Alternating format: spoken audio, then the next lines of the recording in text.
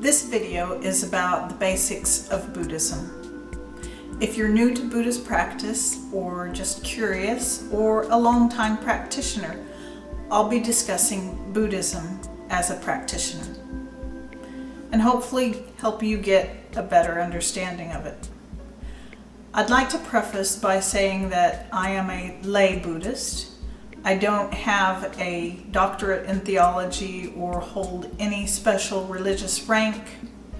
When I say lay, it's something like an everyday person. So this is just one person's perspective. My Buddhist name is Voodoo. I received my Buddhist name when I took my refuge vows and was ordained a lay Buddhist at a Vietnamese Buddhist temple in the area where I live. The translation is supposed to be wonderful compassion. However, when I later asked a Vietnamese friend to translate the name meaning, she translated it as something like good child, and I'm fine with either translation. Here are some basics of Buddhism. It's a non-theistic religion, meaning there's no God or higher power, which may seem strange for a religion, but there is a lot of emphasis on personal responsibility and self-awareness. Nonviolence is also important in Buddhist practice, not only abstaining from physical violence, but also words and actions that may be considered violent or lead to violence. Many practitioners are vegetarian or vegan.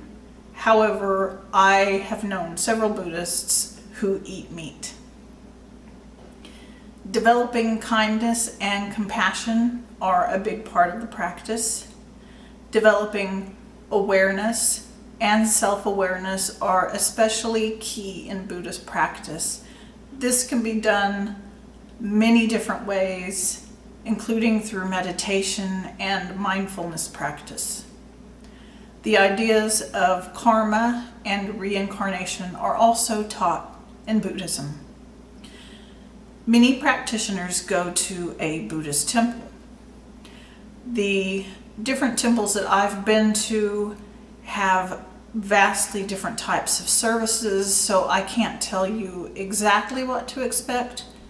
Chanting, incense burning, and listening to teachings are pretty typical. Chanting is usually done in a different language, and it depends on the type of temple you attend. If you're curious about what happens during a temple service, I encourage you to visit a local temple. Buddhist temples are very welcoming to everyone. And to be honest, they're used to people just coming and going out of curiosity, so there's no need to feel weird about it. Just like with other religions, there are different branches of Buddhism.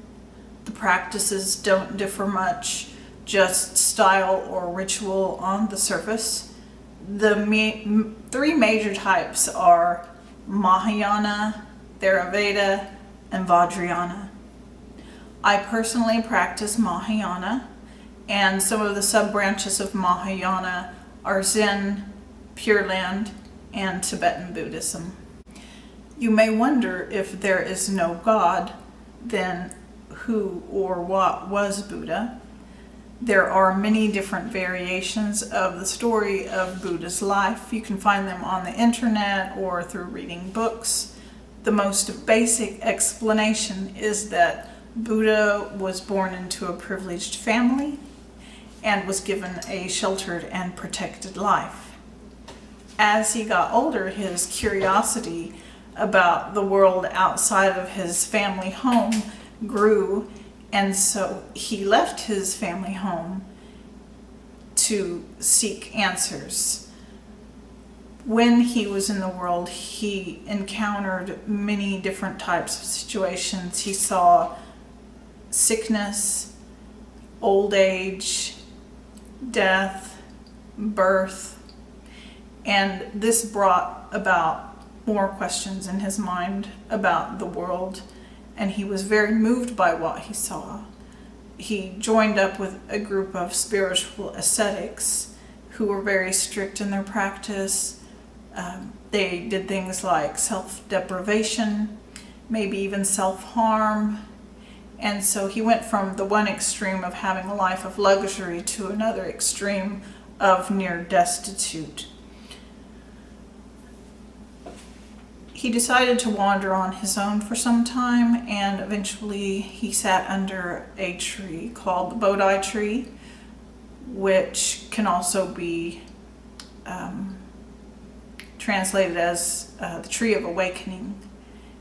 And while he was sitting, he looked into his own mind and found answers to his own mental afflictions, what was causing him suffering. After that, he was awake, or what some may say is enlightened. He didn't create a religion or ask people to follow him. People just noticed that there was something different about him, and they wanted to know more.